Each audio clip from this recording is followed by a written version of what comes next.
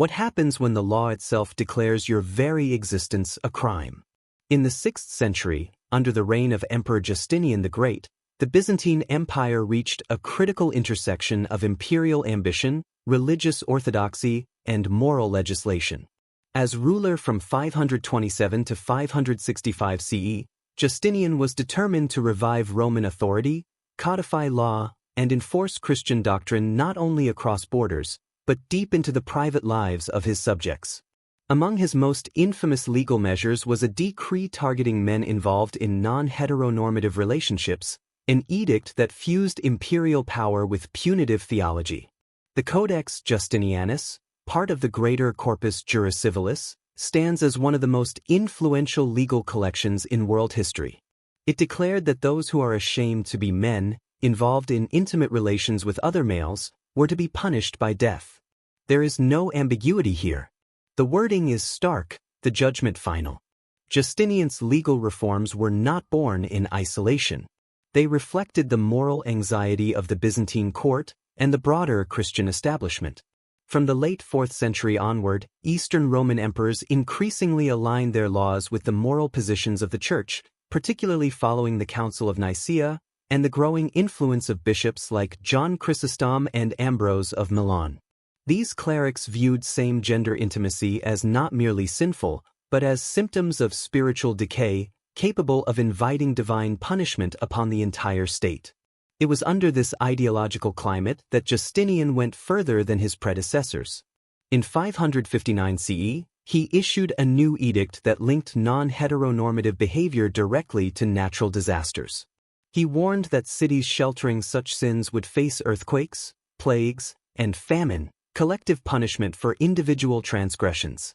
This decree was not merely moral posturing, it was a tool of persecution. Public executions followed.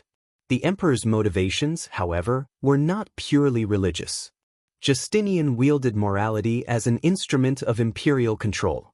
By criminalizing unnatural male relations, he both satisfied the Church and demonstrated the reach of imperial law into the most private aspects of human behavior.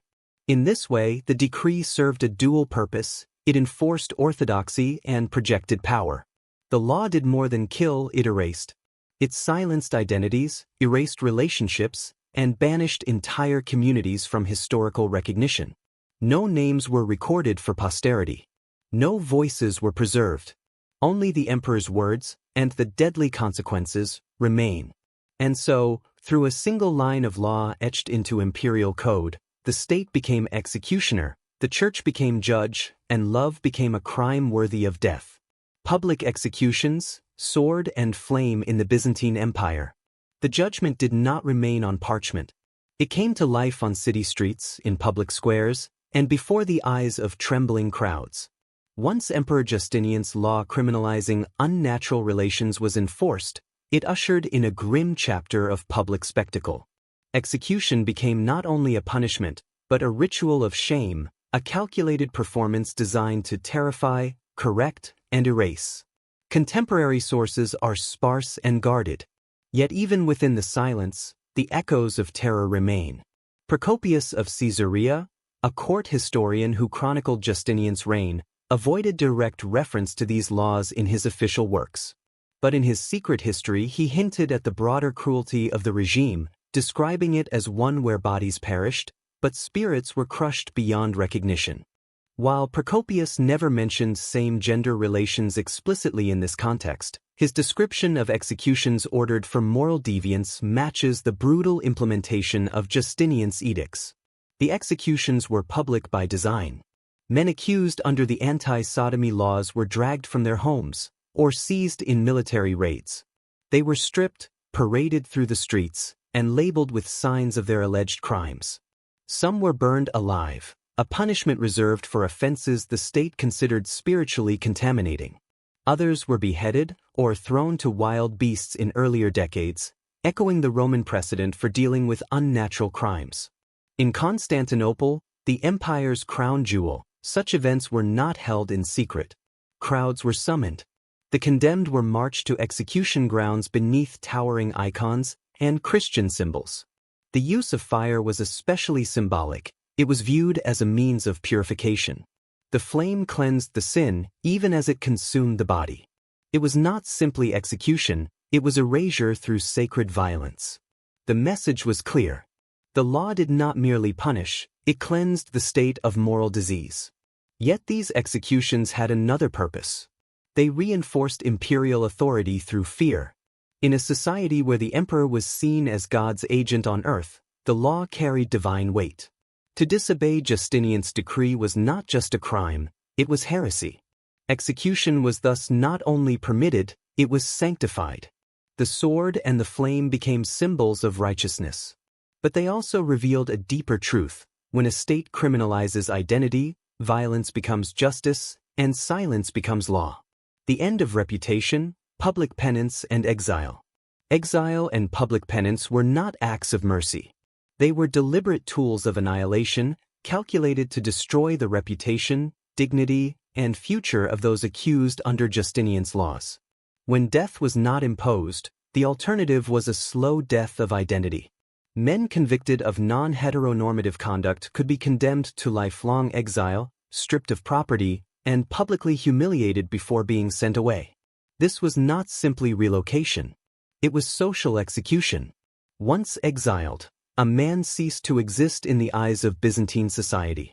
His name, his citizenship, and his place within the Christian community were erased. The ritual of public penance was equally devastating. In churchyards and public squares, the accused could be compelled to confess their alleged sins before assembled crowds, often dressed in coarse penitential garments, sometimes chained, and surrounded by clergy who led prayers denouncing their actions. This ritual was designed to shatter identity. By displaying the accused as a spectacle of shame, the state and church reinforced the message: these individuals were no longer part of the moral body of the empire. Such punishments drew from deep precedents in Roman and Christian law. Roman emperors had long used banishment to neutralize political and moral dissenters, but in the Byzantine context of the 6th century, exile was fused with Christian notions of penance. Justinian's decrees formalized this fusion. In his novels, New Laws Supplementing the Codex, the emperor ordered bishops and officials to denounce and remove men found guilty of non-heteronormative conduct, declaring that their crimes called down divine wrath upon cities. Those spared death were to be subjected to public disgrace and removal, an earthly penalty to match their spiritual crime. In practice, this meant the condemned lost everything. Their wealth was confiscated, their families were shamed, and their homes could be seized by the state. Even after exile, surveillance and restrictions followed. Imperial records show cases where exiles were sent to distant provinces, monasteries, or penal colonies, often under harsh conditions. Few ever returned. Thus, the Byzantine state and church combined sword, flame, exile, and penance into one apparatus of control. Death was not always necessary. Sometimes erasure was enough. In the Byzantine Empire, reputation was not lost in private, it was dismantled before the world. These punishments revealed a chilling truth: when law merges with fear, identity becomes a crime, and power rewrites the soul. How did Justinian's laws reflect the fusion of state control and religious doctrine in the Byzantine Empire? Comment below. As Procopius wrote in Secret History, he was never inclined to show mercy, only to destroy.